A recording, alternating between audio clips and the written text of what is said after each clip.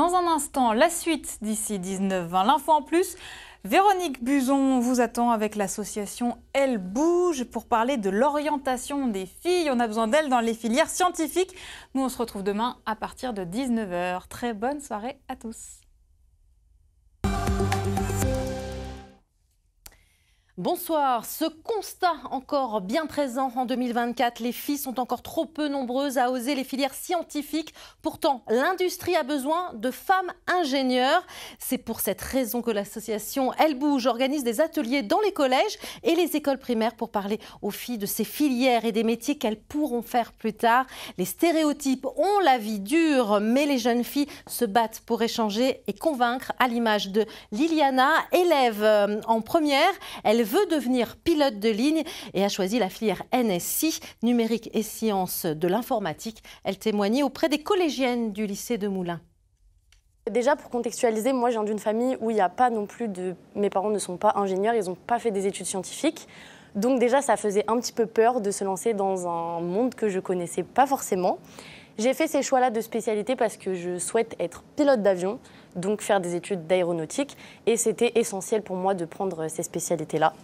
Donc, comme vous, j'ai eu peur. J'ai eu peur des sciences. Déjà, c'est un grand mot et je pense que des spécialités qui peuvent effrayer, surtout quand on est une fille. Hein. Bien sûr, il y a de plus en plus de filles et c'est tout à fait bien, mais ça fait toujours aussi peur. Et on a toujours l'impression de devoir montrer que notre place est méritée, de devoir se battre pour dire on a le droit d'être là. Voilà comment convaincre, comment faire bouger les mentalités. On en parle avec notre invitée Amélie Noël. Bonsoir. Bonsoir. Alors vous êtes déléguée régionale de l'association Elle Bouge, association qui a participé la semaine dernière à cet atelier avec l'école Epitech et les jeunes filles des collèges de Moulins. Vous êtes vous-même ingénieure. Quel est le message que porte l'association Elle Bouge? Donc l'association Elle Bouge, qui existe depuis bientôt 20 ans maintenant, porte vraiment un message d'envie. Les filles, aller vers les études scientifiques, techniques, à des niveaux élevés, BTS, diplôme d'ingénieur, voire même plus haut. N'hésitez pas surtout. N'hésitez pas. N'ayez pas peur. Allez-y dans les sciences. Alors pour ça, vous organisez des ateliers, alors uniquement avec les jeunes filles, des collégiennes. Pourquoi ne pas intégrer les garçons là-dedans, dans ces réunions? Alors la plupart des événements qu'on va faire sont vraiment directement pour les filles. Parce qu'on a fait un constat, c'est que souvent, quand il y a des garçons dans la foule ou lors de tables rondes, les filles vont avoir tendance à se refermer sur elles-mêmes, à ne pas oser poser les questions. Donc là, comme on cible vraiment les filles, on a entre guillemets... C'est plus facile d'avoir que les filles. Alors, je vous propose que l'on écoute deux autres témoignages de jeunes femmes qui sont passées par l'école Epitech à Moulins, une école qui propose un cursus de 5 ans pour devenir expert en ingénierie informatique, logiciel, et forcément, il n'y a pas beaucoup de filles. Je fais du développement, l'intégration, je fais du web design, puisque à côté je dessine beaucoup en fait. Donc j'aime beaucoup ça, donc j'ai pu lier le code et le dessin et du coup faire du web design. Moi personnellement, je vise la cybersécurité. Donc pouvoir réussir à travailler en gendarmerie, cybersécurité. J'ai été pompier volontaire, donc c'est aussi un milieu où il n'y a pas forcément beaucoup de femmes, etc. Donc j'ai pas vraiment cette barrière mentale-là, on va dire.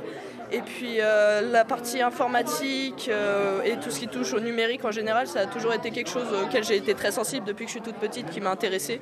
Donc quand j'ai vu qu'il y avait possibilité de faire des études supérieures dans un domaine qui m'intéresse, je me suis dit pourquoi pas. Voilà, pourquoi pas, là ça a l'air simple. Amélie Noël, très peu de filles encore en 2024, c'est incroyable ce constat, dans ces filières scientifiques ou numériques. Pourquoi? Comment on l'explique? La plupart du temps, on l'explique en discutant avec ces jeunes filles, elles ont peur. Les maths, ça fait peur. La physique-chimie, ça fait peur. Se retrouver avec que des garçons, ça fait peur aussi. Elles ont l'impression qu'elles ne sont pas à la hauteur, notamment en maths physique? C'est ça, tout à fait. C'est plutôt le constat qu'on fait, c'est je vais pas y arriver, c'est trop dur. Les parents ne poussent pas forcément encore aujourd'hui aussi les jeunes filles? Non, pas forcément assez. Autant un garçon va être vraiment poussé pour faire des grandes études. Les filles vont plutôt avoir tendance à être plus coucounées, à inciter à faire des métiers peut-être plus simples, en tout cas. Ou dans l'administration. Voilà, dans l'administration, les services, etc. Quels sont les métiers que peuvent faire les femmes dans l'industrie en devenant ingénieurs, comme vous par exemple? Oui. Alors il y en a des millions de donnez-nous quelques exemples justement. Ça peut être de travailler dans des laboratoires, par exemple, que ce soit d'analyse chimique ou autre. On peut travailler en qualité, en logistique, On peut aussi travailler aux achats, même si c'est plutôt tertiaire, mais finalement, il y en a beaucoup qui ont un bagage technique. On peut être commercial également. Et des métiers qui sont forcément bien payés aussi, ça faut le dire aux jeunes filles. Alors, elles n'hésitent pas à aller vers ces métiers-là. Dans l'industrie, on est plutôt bien payé. Forcément, plus on va monter en études, plus on va être payé également. Donc, ce qui permet de vivre aussi très bien derrière. Que recherchent ces entreprises de l'industrie dans les profils féminins ? Les filles vont avoir tendance à apporter une petite touche créative en général. C'est vraiment un point de vue différent des hommes en général. C'est vraiment ça. On a une façon de penser différente. Donc c'est important de l'avoir. Il y a combien de femmes aujourd'hui aujourd'hui, sur les femmes ingénieurs, il y a à peu près 24% de femmes ingénieurs. Vous organisez également un grand challenge intergénérationnel entre lycéennes, étudiantes et marraines. La finale a eu lieu le 15 mai dernier. Ça consistait en quoi rapidement et l'Auvergne, qu'est-ce qu'elle a gagné? Donc en fait, chaque région volontaire pouvait organiser ce challenge. Donc on fait des équipes lycéennes, étudiantes et marraines issues de l'industrie. Et elles ont 6 heures pour inventer un nouveau concept, une innovation. Elles pitchent devant un jury. Et l'équipe sélectionnée était donc en finale à Paris, au ministère des Finances.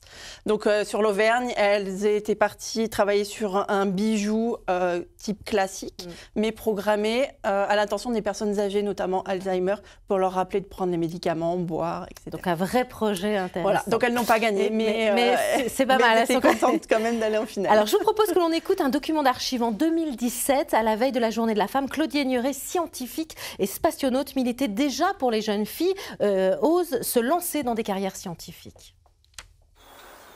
Ah, tu voulais être cosmonaute? Ouais. Mais tu sais, c'est génial. Hein. Tu sais, en ce moment, à bord de la station, il y a une femme qui s'appelle Peggy Watson. Elle va bientôt devenir le commandant de la station. Donc même quand on est une fille, on peut faire des choses magnifiques dans les métiers du spatial. Claudie Aigneret a fait 2 voyages dans l'espace. L'un à bord de Mir, dont elle revisite la réplique, l'autre à bord de la Station spatiale internationale.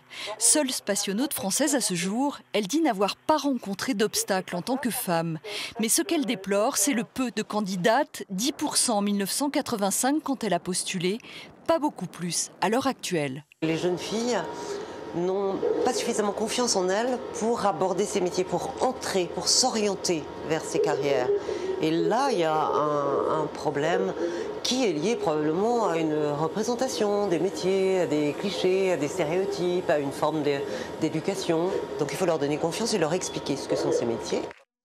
Voilà, il y a une nouvelle astronaute aussi femme, Sophie Adno, qui rejoindra la station spatiale. Claudie Aigneret aurait pu être marraine justement de cette association. Tout à fait. Une marraine, c'est une femme, technicienne, ingénieure ou plus, issue d'un milieu scientifique et technique. Donc elle a totalement correspondu au profil. Voilà, et elle participe aux ateliers, elle vient motiver justement, leur expliquer les métiers. On va retrouver Liliana qui souhaite se lancer dans l'aéronautique, on l'a dit tout à l'heure, avec un message plein d'espoir aussi.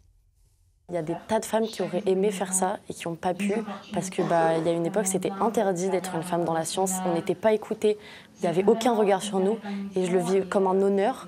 Et également, j'ai envie de permettre à toutes ces jeunes filles qui ont envie de le faire de ne pas douter, de se dire j'ai le droit de le faire. Et il y en a qui l'ont fait avant moi et je vais le faire pour toutes celles qui n'ont pas pu le faire avant et pour que toutes celles d'après puissent le faire. Voilà, écoutez, merci beaucoup Amélie Noël, donc de l'association Elle Bouge. Merci à vous. Et puis pour en savoir plus justement, vous avez le site de l'association ellebouge.com. Vous pouvez également partager vos expériences par mail ou sur nos réseaux sociaux. En attendant, restez avec nous. L'information continue dans ICI 19h.